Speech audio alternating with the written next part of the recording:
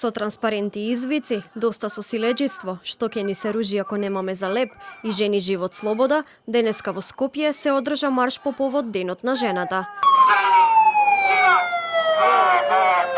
Организаторите на маршот под слоганот "Нека јадат ружи" побараа нормално здравство, безбеден јавен превоз, но и крај на работната дискриминација. Сакаме здравство кое лечи, а не убива.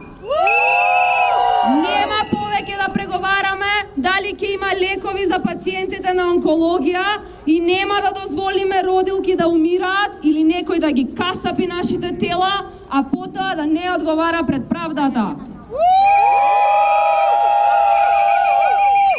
Сакаме безбедни јавни простори во кои се чувствуваме слободни.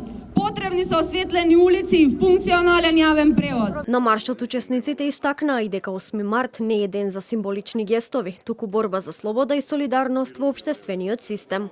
Покрај економската и политичката рамноправност, на маршот беше посочена и борбата со, како што велат, нефункционалниот систем кој им ги ограничува можностите.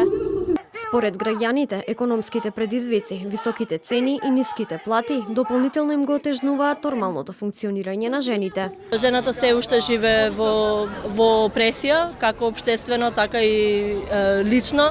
Жената не е безбедна ни во својот дом веќе, а да не зборуваме за незината економска нееднаквост во општеството. Сите економски, да речам, текови во негативна смисла што се случуваат, во најголем дел ги погодуваат жените и девојчињата. Значи, поскапувањето во продавниците повеќе влијае на жените затоа што нивните плати се помали.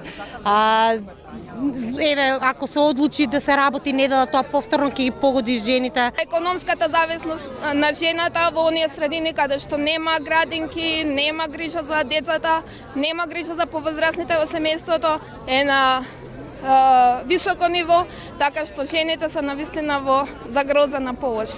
Инаку маршот за правата на жените традиционално се одржува секоја година на 8 март во Скопје.